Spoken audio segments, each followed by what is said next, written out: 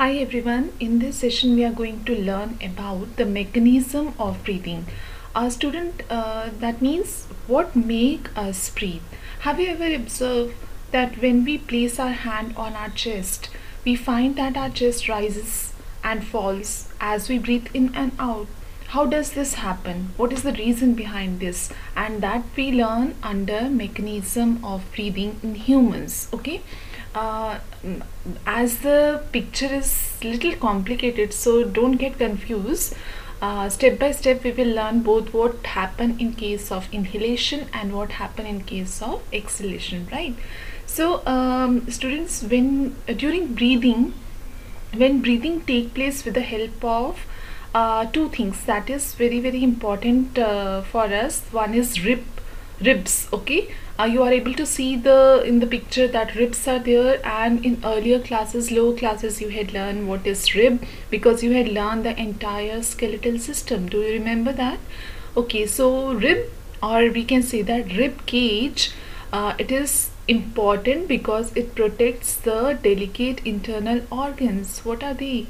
Do you remember? Yes, they are lungs and heart. Okay, so ribs is responsible, and the second thing which is responsible is diaphragm.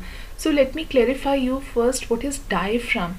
So diaphragm is a very thin membrane, okay, or we can say that diaphragm is a dome shaped muscular partition, okay, and this partition is between the chest cavity and the abdomen. So to separate the chest cavity and the abdomen, we are having a thin sheet of layer, and that is called as diaphragm. I hope you are able to understand what is diaphragm now. Okay, so when breathing take place with the help of intercostal muscles between what, ribs and diaphragm, so two things happen. Okay, let us first know what happen in case of inhalation.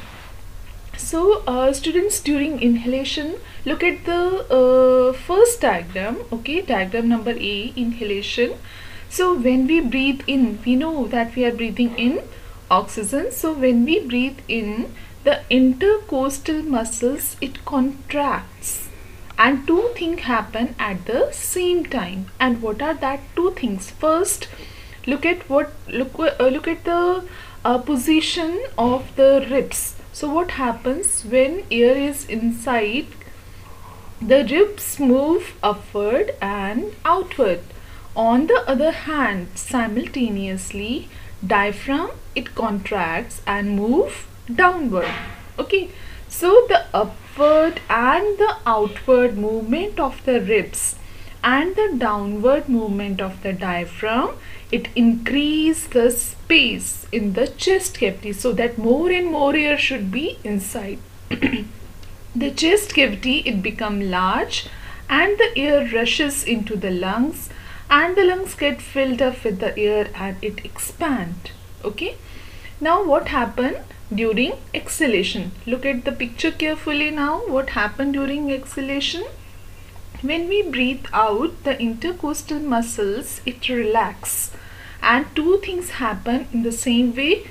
Okay, ribs, it move downward and inward, and the diaphragm relaxes and move upward to its original position. So the downward and inward movement of the ribs and the upward movement of the diaphragm decrease the space in the chest cavity, right?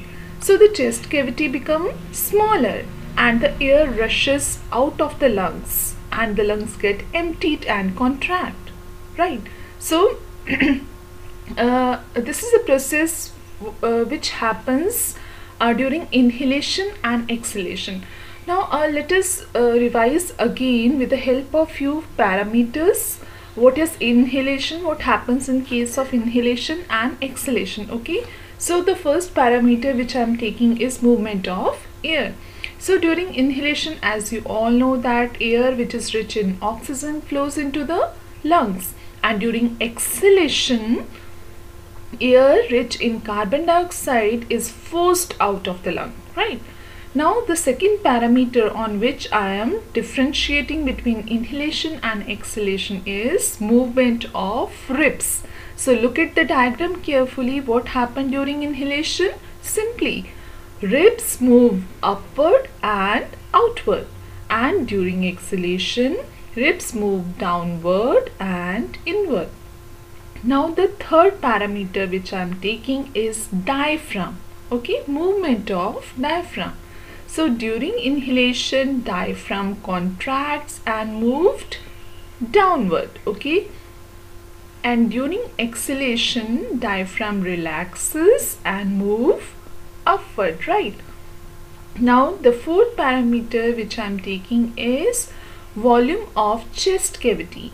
Okay, so in case of inhalation volume of chest cavity increases, and during exhalation the volume of chest cavity decreases. Okay, now the last parameter which I am taking is lung.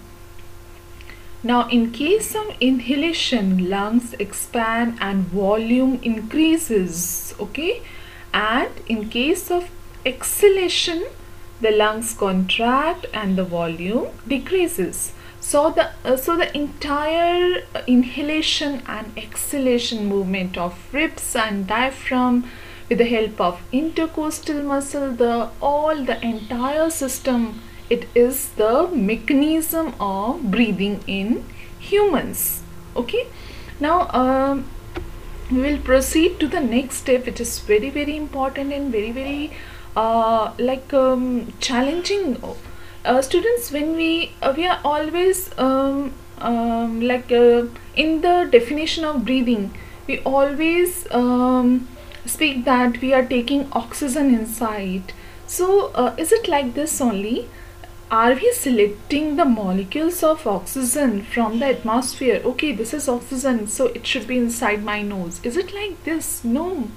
So what we are inhaling? Actually, we are inhaling the mixture of gases, because air is a mixture of gases, even the dust particle and the water vapor, you had learned in lower classes. So what we are inhaling, we are not selecting oxygen out of it.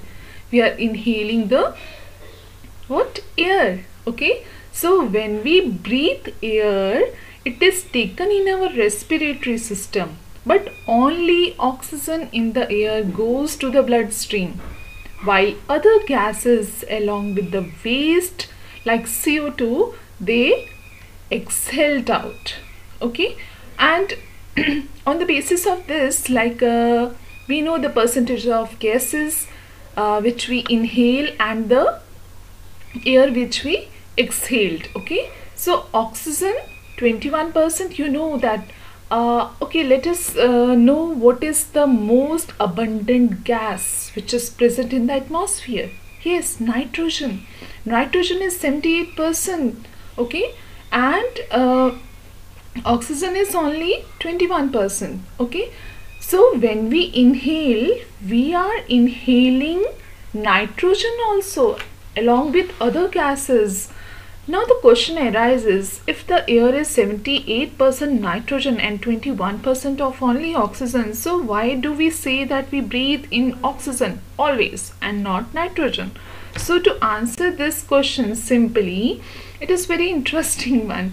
Let us say that we don't breathe in nitrogen instead of oxygen, despite the fact that nitrogen is the largest in constituent of air, we can say. Okay, basically when we breathe in oxygen together with nitrogen and other constituents of air as well, but our body only needs oxygen, not nitrogen.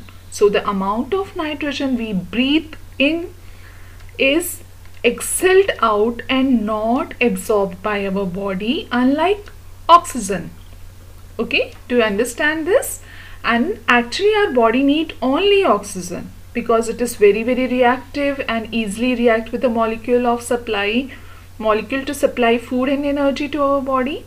But this is not in the case of nitrogen, because it is less reactive as compared to oxygen. So now if we inhale 78% of nitrogen, then the same amount of nitrogen is exhaled out of our body. Okay, is it clear?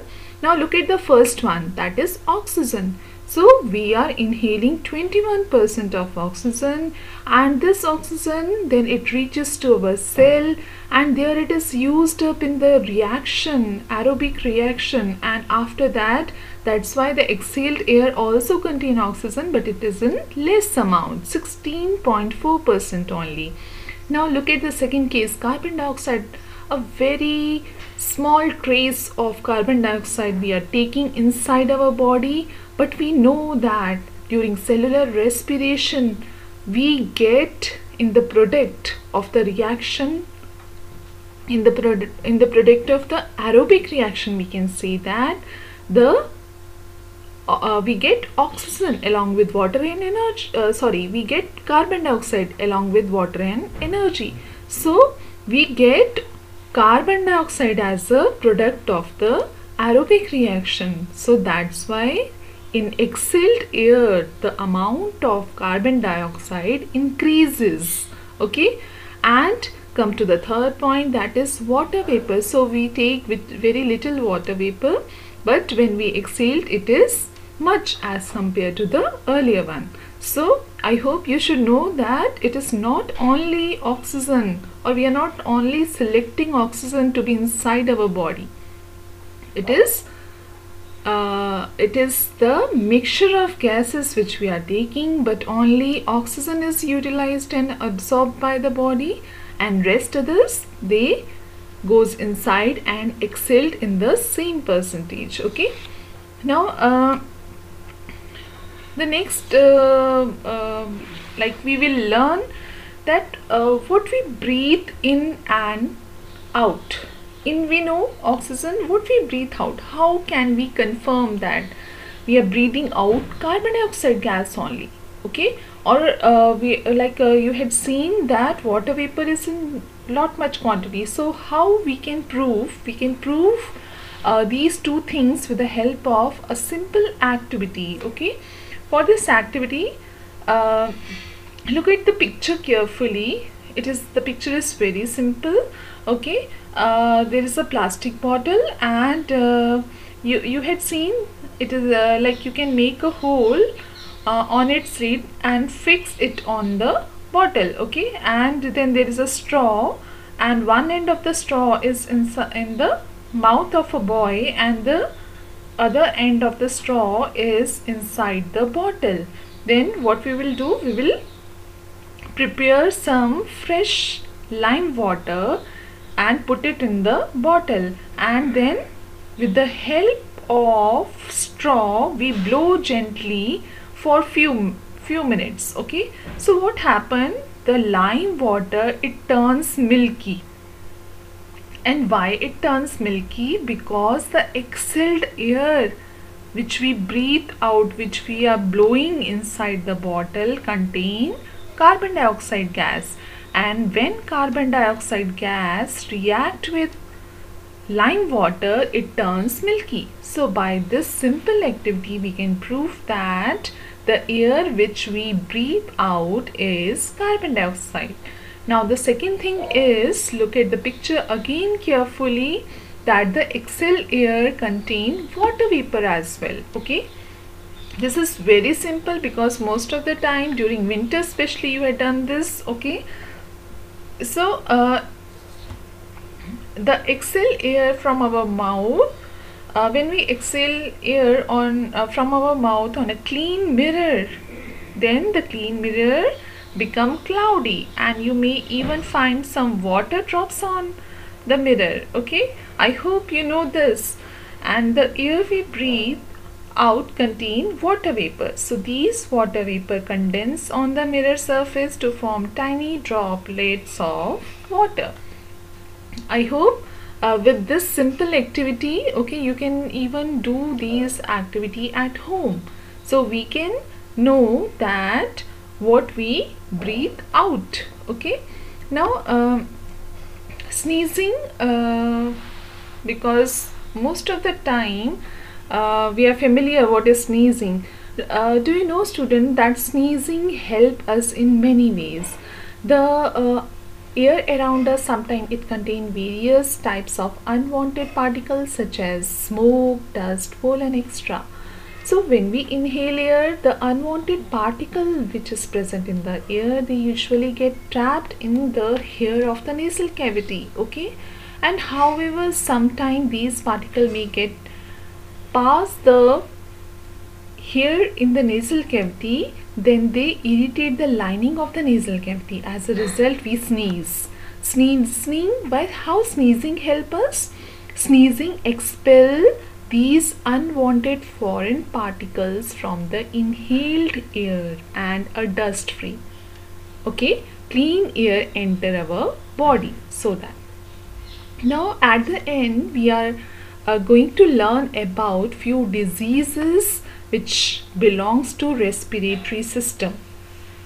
Student, the first one is emphysema. And what actually it happens when you know generally that in various theaters and especially before some if you are watching some movie, then before the advertisement, these advertisement, they usually display these advertisement for general awareness why it is necessary, okay, like smoking tobacco heavily in the form of cigarette, bidi or cigar, it damage the alveoli which is present. And I know you know very well what is alveoli and what it contains, what is the importance of alveoli inside your body.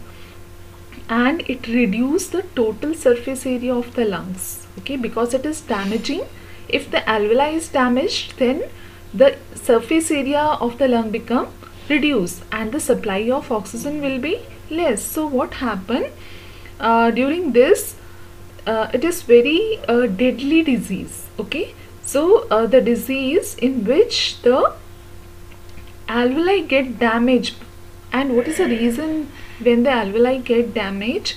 That is when the person is doing lot of smoking, okay. So smoking, have you seen the advertisement? Smoking is injurious to health. And see, both type of smoking, whether it is active or passive smoking, both the smoking in public area or whether it is inside the room as well, it is very very important, and further it leads to lung cancer also. So like we should be very cautious and we should be very like wise to choose our lifestyle.